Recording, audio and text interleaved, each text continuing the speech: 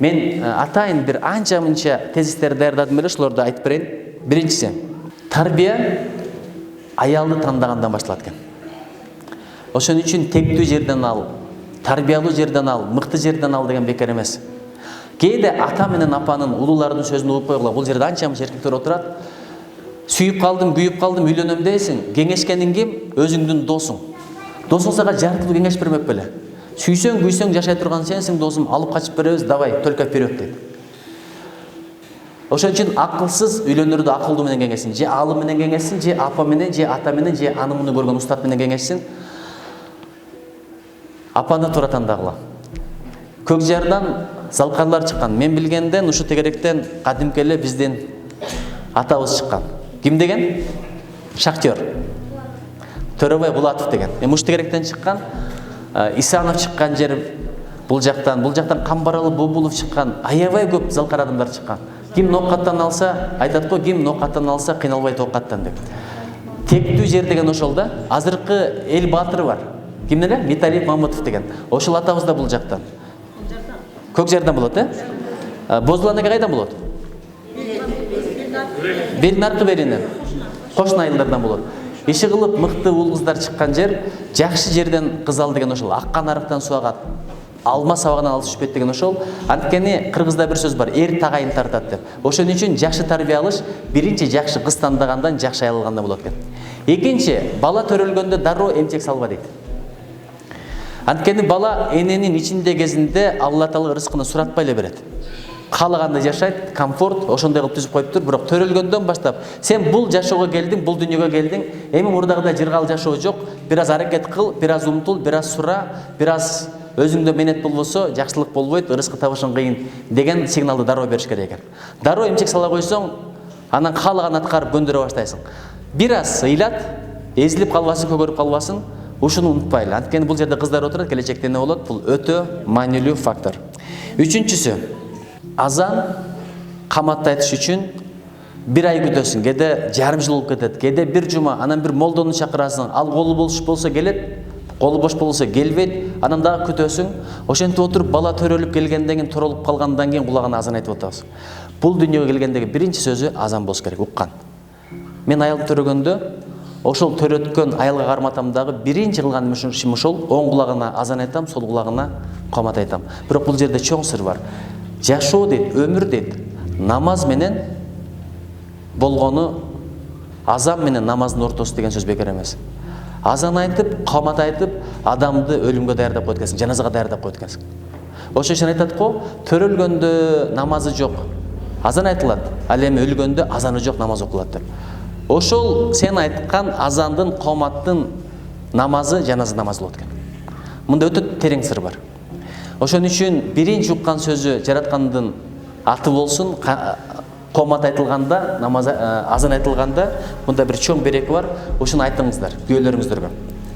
Кийинкиси, эркек баланы көбүрөөк сүйөлүү. Бул жерде мотурайган кичинекей эркек балдар отурат, эркек балдарды сүйүш керек, кыздарды сүйүп кереги жок. Анткени кыз деген ушунчалык амалкөл, ушунчалык мышка окшош болот, сүйдүрүп алат ал өзү. Менин кызым, кичинекей кызым, ата дебейт мени, атам дейт. Айнанан каяктан үйрөнгөн? Атам. Кок кыз. Бир жерге кол тийип кетсе, ай деп койсоң, чуркап келип туруп карабайт. Кийимченсиңби, белиң түшкелеби, жолуң түшкелеби, саның түшкелеби, дөп коюп кетип калат. Ушундай ачууланып келгенде эки сөздү табат, бир көз караш, сен мороженое ээрип каласың. Бирок эркек андай болбойт экен да, дун куюп, тул тийип атып, токпокту жейт экен, сөздү угат экен, ошентип жүрүп ата-энеге тартып чоңойт экен. Кимге мээрим бермесең, андан мээрим күтпө дейт. Бул жерде физикадан бергендер бар, мен билем. Суунун сыйымдуулугу деген бир түшүнүк бар. Суу жайы менен өзүнө жылуулукту сиңире берет, аябай жакшы сыят экен да. Бирок кышында ошол жылуулукту кайра чыгарат экен. Мен Кырымда болгом, Артекте. Ошондо билгем, кыштын күнү деңиздин жээги мейлим болот экен, жылуу болот экен, жайдын күнү салкын болот экен. Көрсө ошол сыр ошондо экен да. Балага канчалык мээрим берсең, кийин ошол мээримди кайра чыгарат дейт. Бир учур келет, балаңдын көзүн карайсың, келиңдин көзүн карайсың, ошон үчүн уулду көбүрөөк сүйөлү. Эстеп калдыңыздарбы? Анан аялдын оозуна жүзүм сал деген бар.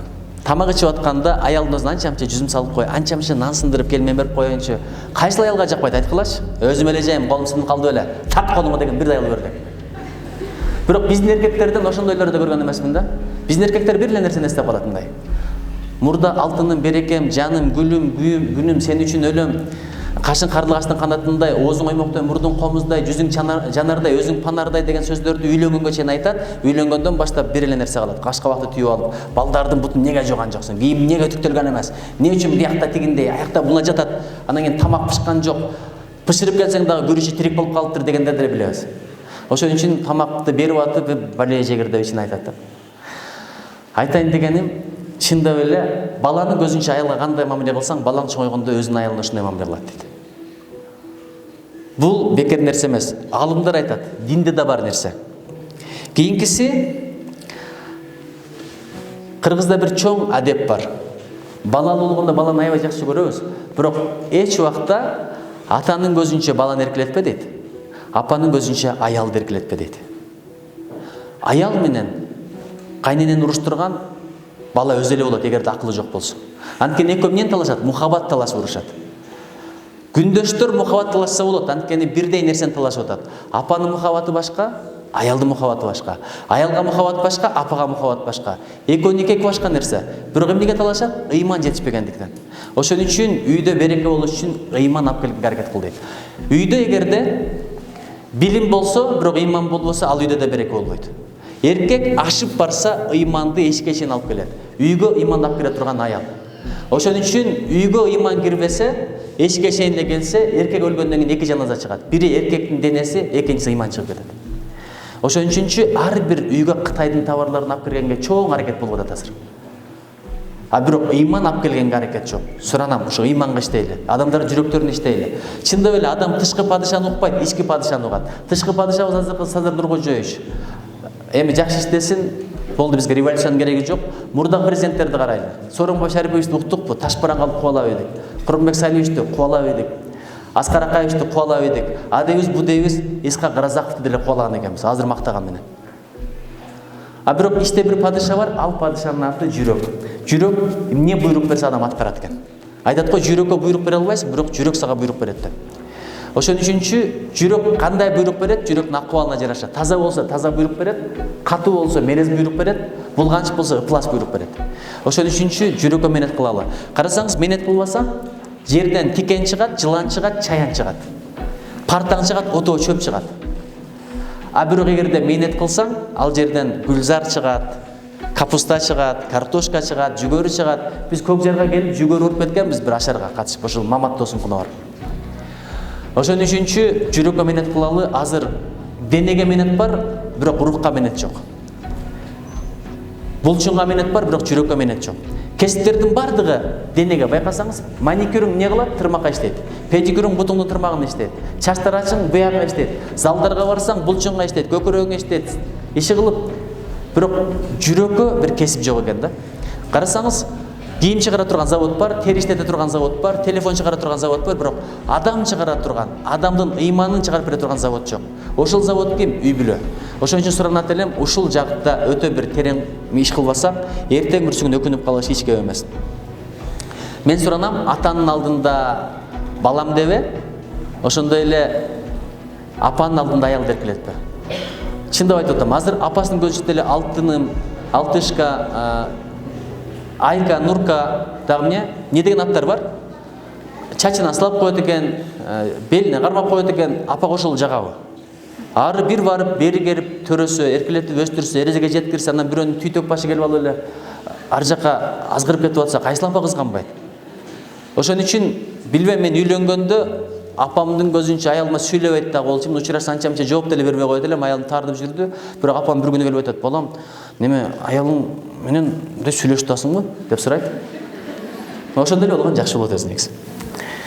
Кийинкиси, адалдан бак. Эч убакта арам бербеңиздер. Кээ бир адамдар бар, тойдон дагы пакет алып келбейт. Анткени ал той кайсыл акчага өттү деп ошондон коркот. Балам жеп алып, билесиңер да, жеген тамак канга айланат, кан жүрөк аркылуу өтөт. Арам эгерде жүрөккө токтоп калса, ошондон кара пайда болот, так пайда болот, катуулук пайда болот. Жаман мүнөздөр, жаман адептер ошондон пайда болот экен. Ошон үчүнчү балдарды арам жебей. Бир окуя бар, бир аз оройрок болсо да айтып берейин. Бир алым бир айылга жаңы эле келиптир. Ошол айылга жаңы эле келген мезгилде катуу ооруп калыптыр. Дем салыңыз деп чакырыптыр. Барып дем салып олтурса өлүм төшөгө экен, аябай кыйналып атат дейт. Анан келме айтып отуруптур, ага зикир айтып отуруптур, дуа кылып отуруптур, акыретін тилеп отуруптур. Бир убакта көз өтүп кетти дейт, алым аманатты тапшырып коюп үйүнө кетип аткан мезгилде аркасынан бирөө барды дейт. Неме, молдоке балдары суранып атат. Атасынын оозунда бир 6-7 тиши бар экен, алтын тиш. Ошону биз ала албайбыз, алым алып берсе жакшы болот эле деп атат деген экен. Ошондой ачууланыптыр, эми балким орой болсо да качка туура келди. Өтө ачууланып, аксакалдар топтоп алып айтыптыр. Эмне деген элсиңер? Эмне деген тарбия? Ушундай да кыласыңарбы? Кече ушундай бир окуя болду десе, арасынан бирөө айтыптыр. Таксир дептир. Мен сизге бирдекени айтайын. Өткөн киши жөнүндө жаман айтпайт, бирок сиз сурап калдыңыз, ошон үчүн айтайын. Ал баладан башка эмнени күтөсүң? Атасы соода кылат эле, таразадан дайым алдайт болчу. Дайым алдап сат эле. Ошол тип тапкан акчасынан чоңойткан баласына эмне жакшылык күтөсүз деп айткан экен. Ошон үчүнчү апалар, жеңелер, мен дагы эл келгенди кийем, эл ичкенди ичем, эл жегенди жейм, эл жашаган үйдө жашайм деп эле бүйөлөрдү көп күрсөтө бербеңиздер. Алар дагы арам жолго түшүп кетсе, илгерки сахабалардын аялдары айткан. Тапсаң таза таап кел, мен ачкачылыкка чыдайм, бирок тозоктун отуна чыдабайм деп. Ошондой энелердин балдарынан мыкты уулдар чыгат.